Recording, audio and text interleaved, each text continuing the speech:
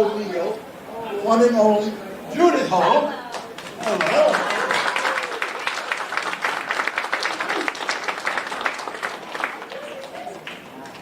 And next we are going to bring in this guy. Come on. Coleman! Coleman, come on. Oh my Lord. I'm so sorry. And we're going to bring in the one and only Ernie Reyes Jr.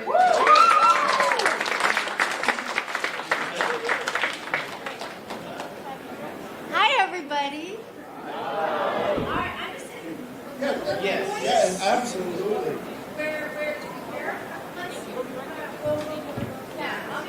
And Townsend, I'm so I was reminiscing with Judith. With Miss Hoag, yes. yes, because we worked together before in Hartford, Connecticut, and No worries, man. Yeah, so I'm the guy with two last names. Yes. Just thinking that. Actually, I got three last names. My middle name is Putnam, and I'm the third. So wear that when you're six. So here I am. That's I am prepping the crowd, and then I'm going to get caught up with someone, and I see Ernie in the back, and I completely forgot. And boy, that was really unprofessional of me. No, Anyway, you know how, like, when you have to remember something, like, your family is, you're meeting somebody for the first time, and here comes that person, and you know that person. Right, and then you blank. You're like, exactly. hey, you, how are you? And that is what happened to me. Anyway, That's how different. is how is But love on this. how is the convention treating you guys so far? Come on in, have a seat, please. Well, look at this crowd first. I'm on the end. Yeah, why don't you guys give yourselves a round of applause first for being here. You made it. Thank you. How are you? I'm great. Are you still in LA? Yeah, I am still in LA. How's that? Well, I mean, not at this very moment, but it's going great. And I had an interesting day yesterday, just trying to get here. My flight got canceled in Charlotte, and so I thought maybe I wouldn't make it till tomorrow. Right. But ended up getting a flight late last night. Got in about midnight, so I'm a little. See, guys, this is what happened to me when Judith walked in. I was like, oh my God, I haven't seen you in, like, it's been a long time, very long time. Yeah, about.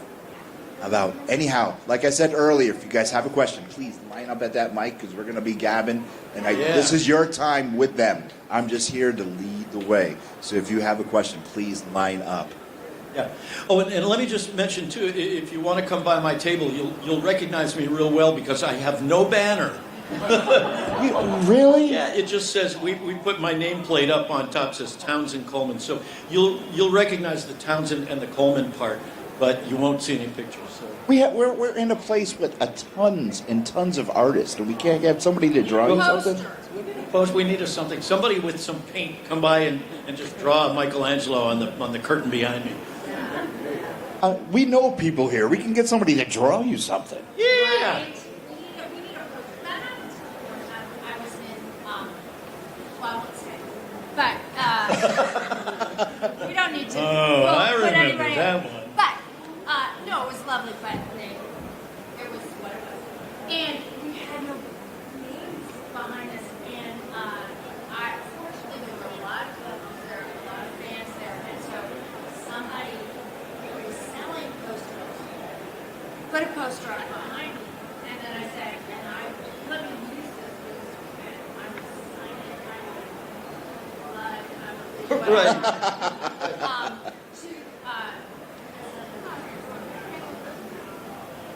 Yeah, so it's interesting because when you're a face actor like this young lady here, they recognize you. But when you're a voice actor, they just walk by you and they don't recognize you. They don't know who you are. So I'm here, but I'm here. Cowabunga, dudes! All right. Wow, well, that's all I needed to get out of my system. Or turtle power! All right, I feel much better. All right. Ernie, you had an exciting life. You Yeah, just amazing. I mean, Hey. and I love him. He's got the softest t-shirt on. Poor excuse. Go ahead and rub me. dude, you beat up The Rock. This guy beat up The Rock. I don't know if you guys know, but he beat up The Rock. That's right. Yeah, I had to let him smell what I was cooking. Ernie's got the moves, baby. Were you a fan of the Turtles before you were in the first movie? Then I mean, I was aware of them. I have a younger brother, and so he was into toys and stuff like that. So I was aware. I wasn't aware of how big it was. I just,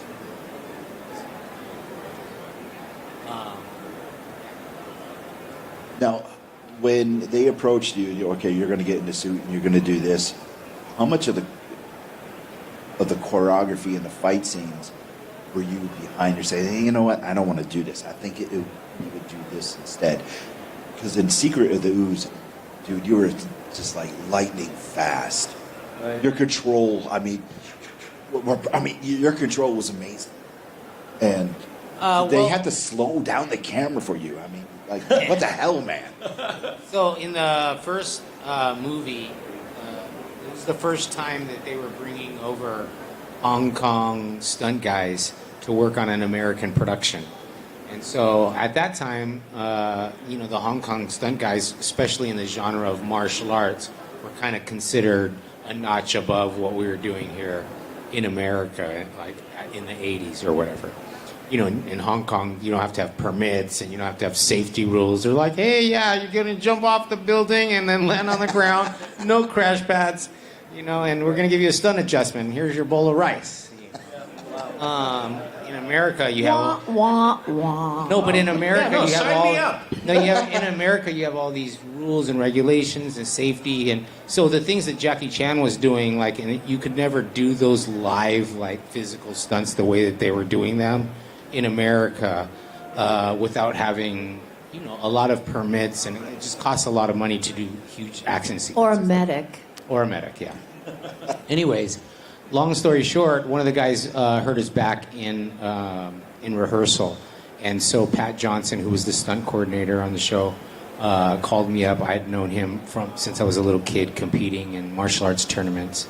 And he asked me if I wanted to do, work on the movie, that it wasn't going to be any acting, it was just going to be stunts. And I was super excited. That's how I got brought on to the project. And then at the end of the first movie, they told me that I was going to have a human character for the second film. And so sorry. So Pat, in terms of the choreography, Pat pretty much let us do whatever we wanted to do. So in the first movie, there was the four guys. We would go and we'd sing and we would choreograph the stuff, and then we would show it to him. He'd give us a thumbs up, and then that's what it was. So it was really, really fun, because normally there's these long-winded creative discussions on what the fight scene should be with people that don't know anything about martial arts or fight scenes, and it's just kind of a drag. But this was total freedom, and he was really happy with everything we do. It was super fun to work on. So I got a question for you. So what was it hard fighting in those suits? Oh yeah, it was crazy. I mean, it was North Carolina, the middle of summer. It was 102 degrees with 100% humidity, and then we were in the suits, and it's kind of like there were these latex foam rubber suits that weighed about, it was 50 pounds. And then, you can imagine a Nerf football. You put a Nerf football in water, and it kind of just all holds. So you're just fighting for 10 hours a day, sweating in these things, and it's just all getting heavier and heavier as the day goes on. It was a pretty much nightmare, but it was at the same time you knew you were part of something special. And so, that's what it is making movies. They're long hours, it's hard work. People think it's just all a lot of fun. It's really tiring work. But when you're doing something that is something special while you're shooting it, it always is just all worth it. Special. It was lightning in a bottle. Right. Well, it was crazy when we were recording the cartoon series. They made us wear the suits too in the studios. That was weird. Wow. And you too. You in the suit. I got to tell you, that suit that you had looked so much like you. Mine. It was so lifelike. It was crazy, and they wouldn't let me keep it. So, damn. Judith, I can't remember if I asked you this, but did you know anything about the Turtles when you filmed? I knew nothing. And, you know, Townsend, I did not find out that there was even a cartoon until, I don't know, last week of shooting. I was like, maybe somebody could have told me. I could have watched. I could have done some research. Yeah. But apparently that was intentional.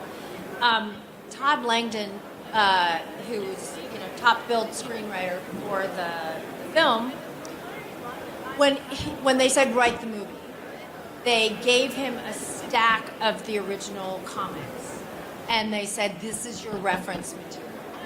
And they said, I think they told him don't watch the cartoon. Not that the cartoon wasn't excellent, because clearly, oh my God, you guys are amazing.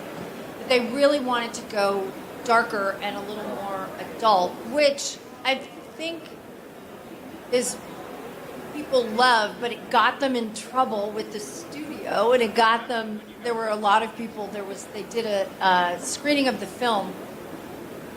I want to say they did it at Paramount, and it was before the film opened.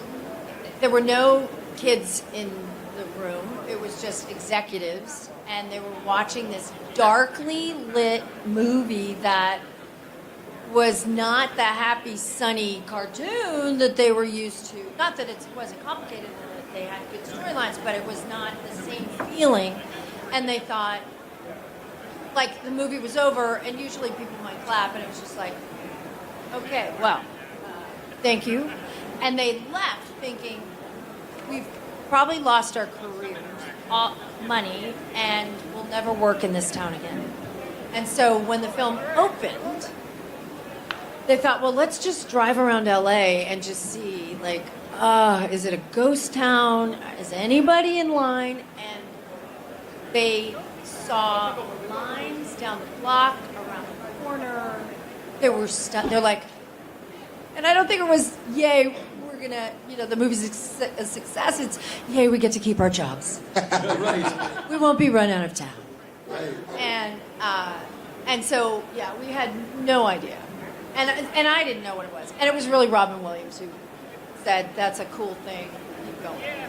Well, Yeah. when that happened, I feel like we sort of set it up, and then you guys hit it out of the park, and really launched this thing.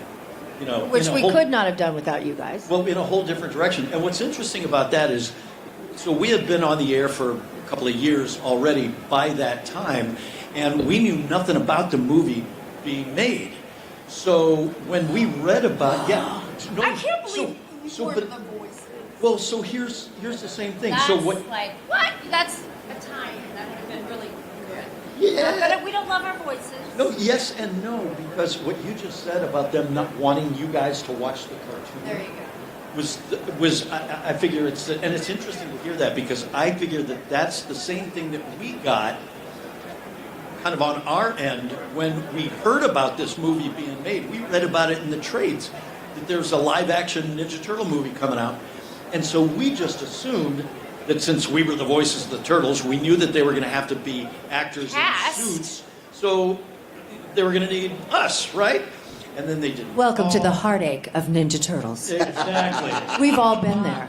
We waited and waited and waited. And then the movie came out. And yet, just about, yeah. And so our agents got a hold of the producers, and they said, "Nah, we're good. We got our own guys." And they're like, "But wait a minute, these But are we're the guys." Yeah, we're the guys. They said, "No, we're going in kind of a little different direction. It's a little darker. It's a little different feel and stuff. We don't want the cartoon sound in our movie." And we're like, "Oh."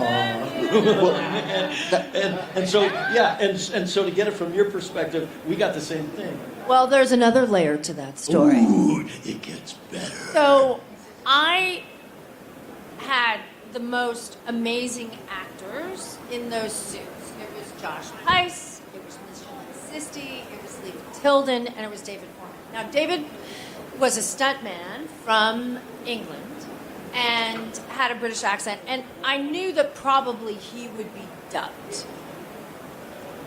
got but none of maybe the other... Michelangelo. Oh, Michelangelo. That's right. Cowabunga. Come on, I'll dudes. say, Right, don't you- right. Let's have some bangers on a pizza. Right, no. It doesn't go like that. Anchovy and hot fudge, please. Right, no.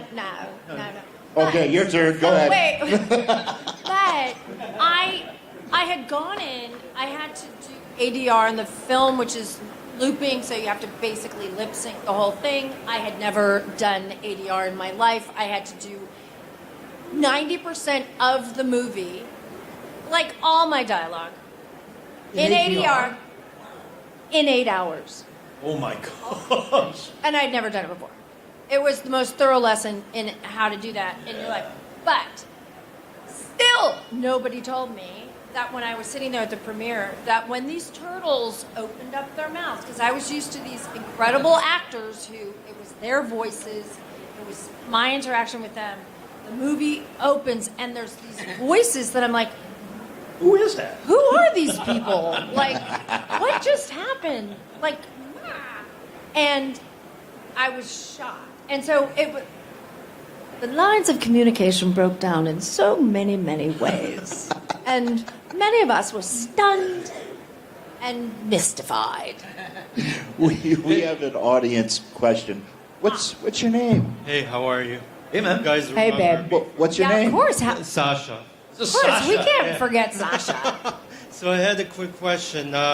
I know that after the movie came out, the season's Teenage Mutant Ninja Turtles, the animated series, they changed the whole show, and they, instead of the theme being Teenage Mutant Ninja Turtles, now they changed it to, and they had the movie scenes in the, in the cartoon later on in season 8, 9. Why was that? And they made it much darker afterwards. Now it wasn't like that fun comedy that it always was. Right, and I'll tell you, we recognized that change when it happened. It was long around about season 6 or so. It's like somebody upstairs got this idea that, we want to make this a little bit darker. We want to go a little more in the direction of the features. And we thought, well, okay. And they started introducing, Lord Dreg and some other characters at that time. And just took it in a little bit different direction. It felt to me personally like a very different show. Because the show that we started off doing was very light and fun and playful and stuff. And really, I think, sort of geared toward kids. And I guess the producers just decided they wanted to try and, bring up that age a little bit, make it a little bit darker, and sort of tie it into the films that had, become so popular by that time. So we definitely, I remember those days and going, wow, I mean, we got new characters on the show, and it's just that the writing is different now. And I didn't quite know what to make of it, but, I just kept suiting up and showing up. Yeah. They kind of did that, though, with the films, too, where it was very dark and had a very cinematic feel to it. Yep. And it broke records. It was like extremely successful.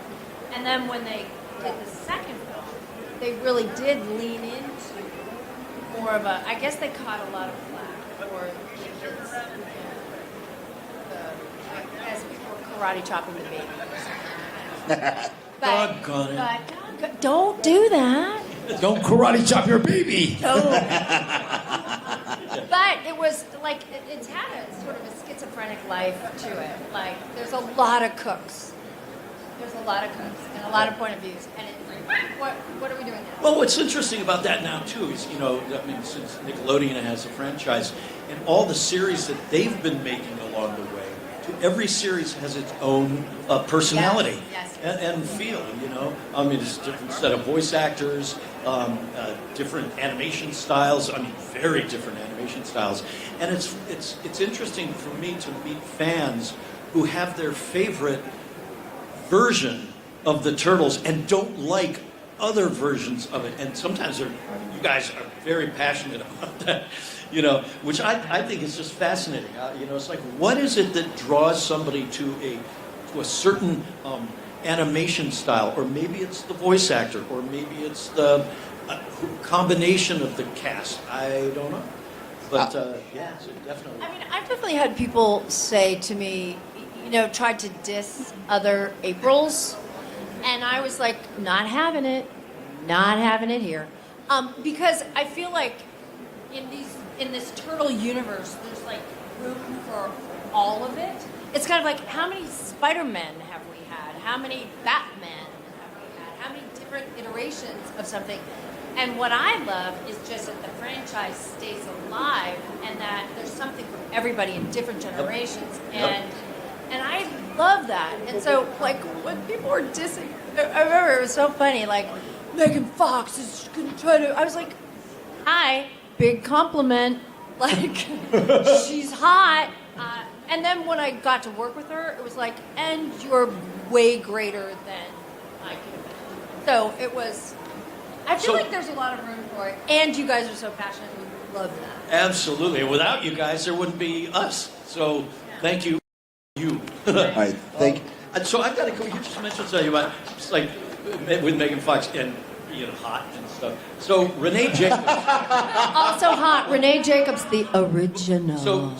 So Renee, of course, was the voice of April on our show, and she has, I guess she's gotten used to it now. But over the years, so people would start drawing fan art, right? Oh yeah. And when it came to April, some of them took great liberties of really making Oh my April. Lord! I have seen April. That's like, wow.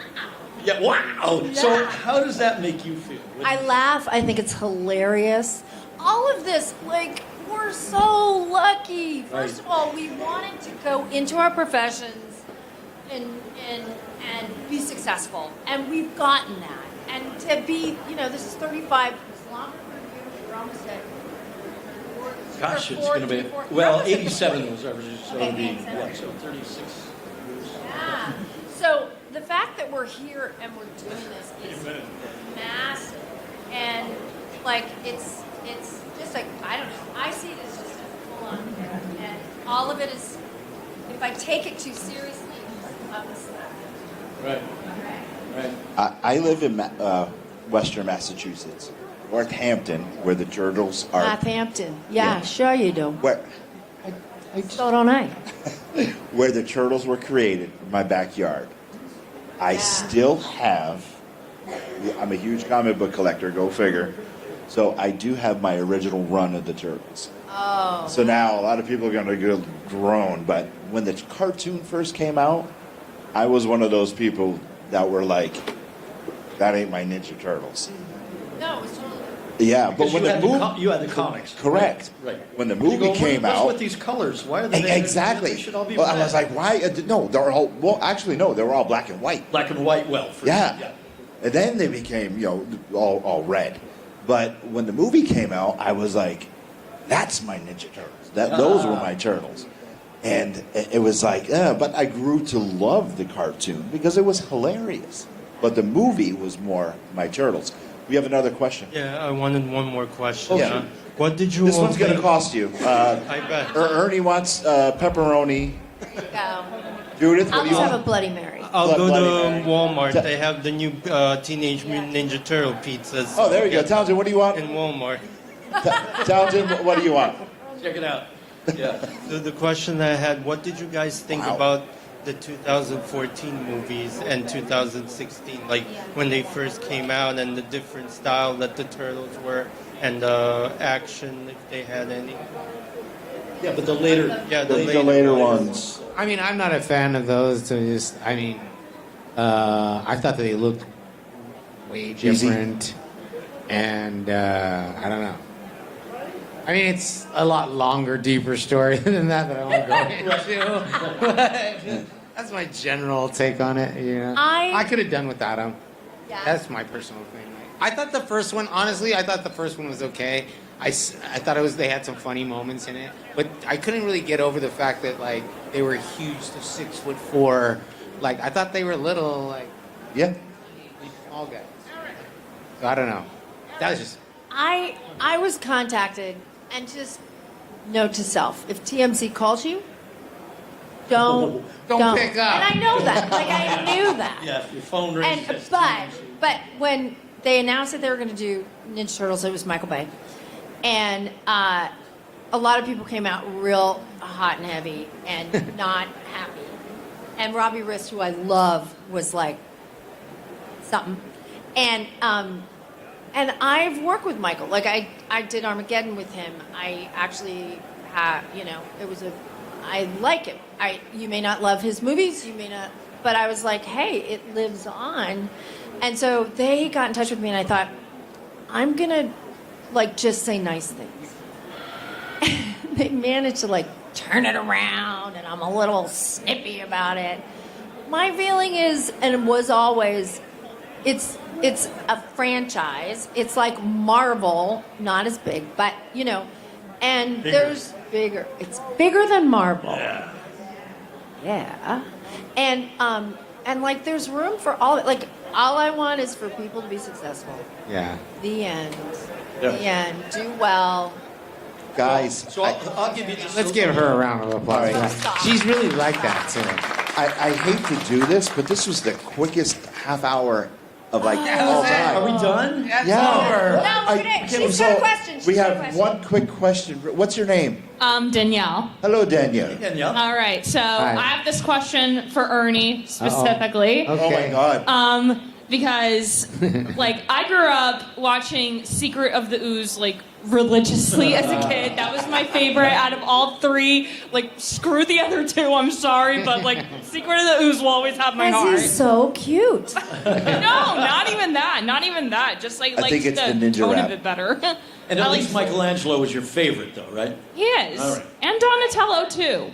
That movie, I have to say, had pretty deep moments, specifically with Donatello questioning all of his self-worth after finding out that everything that happened with the ooze was all a big mistake. And I think that was something very poignant to that film that I very much hold dear, that they still managed to put in references to stuff like that, very deep for a children's movie. But not even that, Ernie, I just have to say that you kicked so much ass in that opening scene against people robbing that mini mall or whatever that is.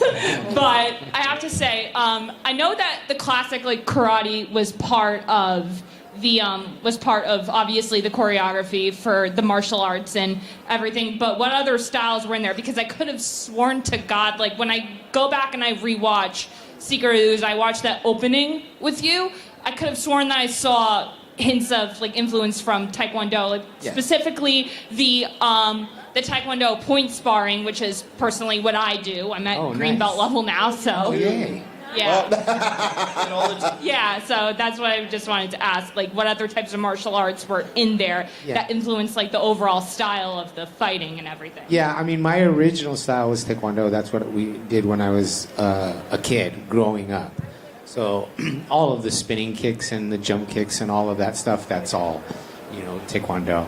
And so that was kind of always been Bruce Lee was my hero as a kid growing up, still is, inspired by him. So a lot of my choreography kind of comes from, my interpretation of some of the things that he was doing and talking about. So, but thank you, that's so sweet. That was awesome. Yeah, thanks, Danielle. Okay, before we wrap up, two things. And good luck to you with your martial arts career. Yeah. It's a little scary. If you need any sparring, call me in.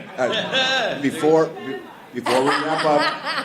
we wrap up, I need two things from the audience. First, big round of applause. Oh, you guys. Second, if you have not already done this, I need you all to go to their tables, buy a picture, get an autograph, get a photo op, and go say hi, okay? Take me home with you, give me a good meal. Somebody make this man a sign. And then the third, a big Contropolis, New Jersey round of applause. One more time for Ernie, Townsend, and Judith. Yeah. Thank you, guys. Can we do this? What? On three, everybody. A little turtle power. Here you go. Everybody. One, 2, 3. Turtle power! All right, thank you.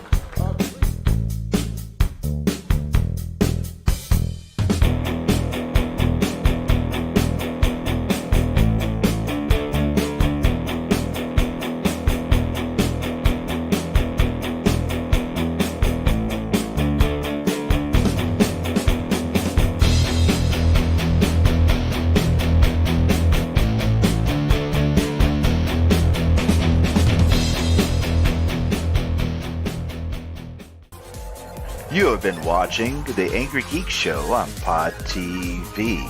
Visit our website today. And for guest bookings, email us at theangrygeekshow@gmail.com today.